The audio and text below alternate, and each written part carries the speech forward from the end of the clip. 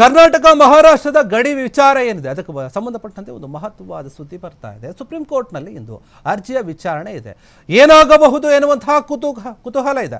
ಮಹಾರಾಷ್ಟ್ರ ಪದೇ ಪದೇ ಈ ಒಂದು ಗಡಿಯ ವಿಚಾರವಾಗಿ ಖ್ಯಾತಿ ತೆಗಿತಾನೆ ಬಂದಿದೆ. ಕೋರ್ಟ್ನಲ್ಲಿ ಕೇಸ್ ಕೂಡ ಹಾಕಿದೆ. ಆ ಕೇಸ್ ವಿಚಾರವಾಗಿ ಇಂದು ಸುಪ್ರೀಂ ಕೋರ್ಟ್ನಲ್ಲಿ ವಿಚಾರಣೆ ನಡೆಯುತ್ತೆ.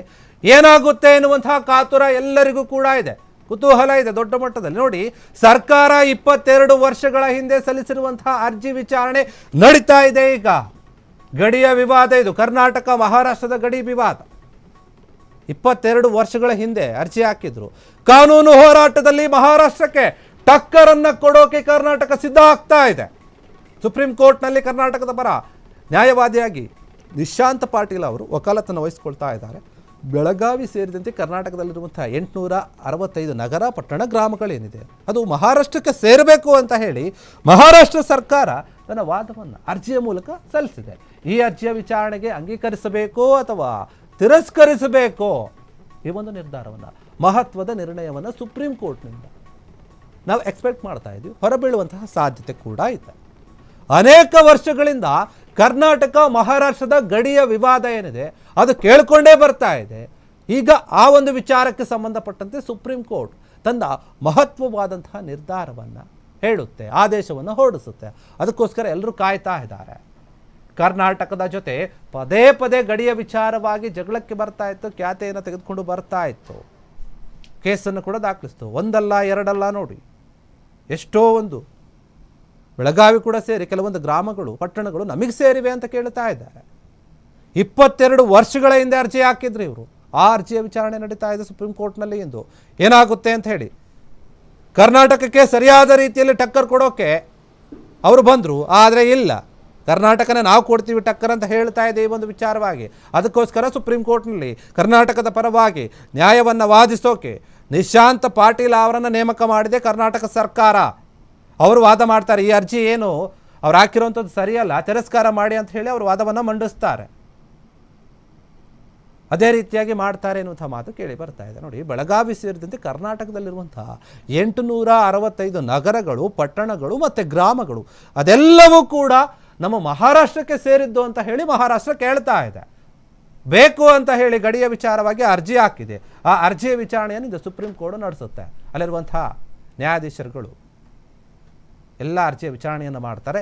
ಏನು ತೀರ್ಪನ್ನು ಕೊಡ್ತಾರೆ, ಏನು ತೀರ್ಪು ಬರುತ್ತೆ, ಅದು ಕರ್ನಾಟಕದ ಪರವಾಗಿಯೋ ಇಲ್ಲ ಮಹಾರಾಷ್ಟ್ರದ ಪರವಾಗಿಯೋ ಗೊತ್ತಿಲ್ಲ.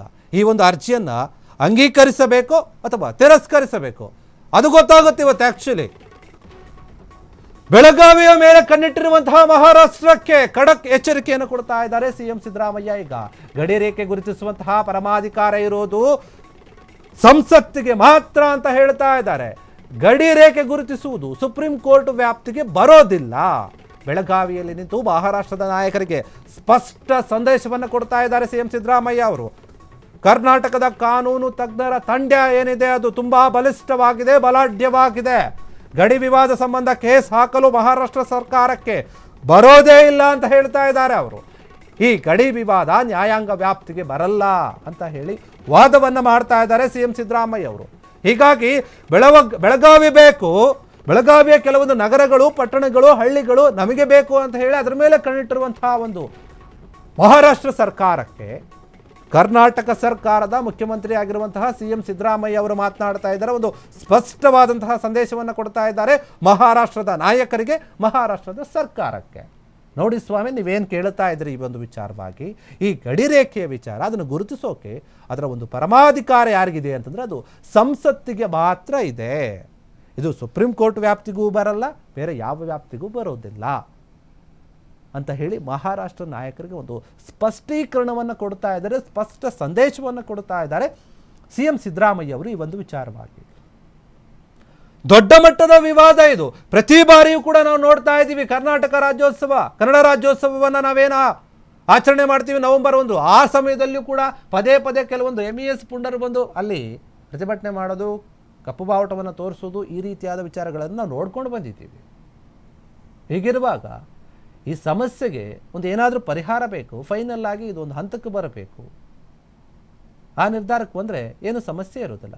ಮಹಾರಾಷ್ಟ್ರ ಮಾತ್ರ ಪದೇ ಪದೇ ಈ ಒಂದು ವಿಚಾರದಲ್ಲಿ ನಮ್ಮನ್ನು ಕೆಣಕುವಂಥ ಕೆಲಸ ಮಾಡ್ತಾ ಇದೆ. ಸಿದ್ದರಾಮಯ್ಯ ಮಾತನಾಡ್ತಾ ಇದ್ದಾರೆ, ಹೇಳ್ತಾ ಇದ್ದಾರೆ ಅವರು ಸ್ಪಷ್ಟವಾಗಿ, ನೋಡಿ ಈ ಒಂದು ವಿಚಾರದ ಬಗ್ಗೆ ನೀವು ಕೇಸ್ ಹಾಕೋಕೆ ಕೂಡ ಬರೋದಿಲ್ಲ, ಸುಪ್ರೀಂ ಕೋರ್ಟ್ ವ್ಯಾಪ್ತಿ ಕೂಡ ಇದು ಬರೋದಿಲ್ಲ, ಏನೇ ಇದ್ರೂ ಕೂಡ ಸಂಸತ್ ತೀರ್ಮಾನ ಮಾಡಬೇಕು, ಅದು ನಿಮಗೆ ಗೊತ್ತಿಲ್ಲ ಅಂತ ಅನಿಸುತ್ತೆ, ಫಸ್ಟ್ ತಿಳ್ಕೊಳ್ಳಿ ಅಂತ ಹೇಳ್ತಾ ಇದ್ದಾರೆ. ಅಷ್ಟೇ ಅಲ್ಲ, ಆಯಿತು ನೀವು ಕಾನೂನಿನ ರೀತಿಯಲ್ಲಿ ಹೋರಾಟವನ್ನು ಮಾಡೋಕ್ಕೆ ಬರ್ತೀರಾ ಅಂತಂದರೆ ನಾವು ಅದಕ್ಕೂ ಸಿದ್ಧವಾಗಿದ್ದೀವಿ, ಬನ್ನಿ ನೋಡ್ಕೊಳ್ಳೋಣ.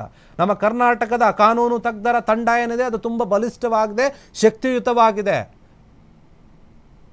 ನಾವು ಎದುರಿಸ್ತೀವಿ, ಸಮರ್ಥವಾಗಿ ಎದುರಿಸ್ತೀವಿ. ನೀವು ಯಾವ ರೀತಿಯಲ್ಲಿ ಬಂದರೂ ಸರಿ, ಕಾನೂನಿನ ರೀತಿಯಲ್ಲಿ ನಾವು ತುಂಬ ಶಕ್ತಿಯುತವಾಗಿದ್ದೀವಿ, ಬಲಾಢ್ಯವಾಗಿದ್ದೀವಿ, ಬರ್ತೀರಾ ಬನ್ನಿ ಅಂತ ಹೇಳ್ತಾ ಇದ್ದಾರೆ. ಯಾವುದಕ್ಕೂ ಕೂಡ ನಾವು ಎದುರ್ಕೊಳ್ಳೋದಿಲ್ಲ. ಅಷ್ಟೇ ಇಲ್ಲ, ನಮ್ಮ ಬೆಳಗಾವಿಯನ್ನು ನಾವು ಯಾವುದೇ ಕಾರಣಕ್ಕೂ ಕೂಡ ಕೊಡೋದಿಲ್ಲ. ಯಾಕೆಂತಂದರೆ ಸ್ವತಂತ್ರ ಹೋರಾಟಗಾರರ ಭೂಮಿ, ತುಂಬ ಹೆಮ್ಮೆಯ ಭೂಮಿ ಅದು ನಮಗೆ. ಅದನ್ನು ನಾವು ಹೆಂಗೆ ಬಿಟ್ಕೊಡೋಕ್ಕಾಗತ್ತೆ ಮಹಾರಾಷ್ಟ್ರಕ್ಕೆ? ಸಾಧ್ಯನೇ ಇಲ್ಲ ಅಂತ ಹೇಳ್ತಾ ಇದ್ದಾರೆ ಸಿ ಎಂ ಸಿದ್ದರಾಮಯ್ಯವರು.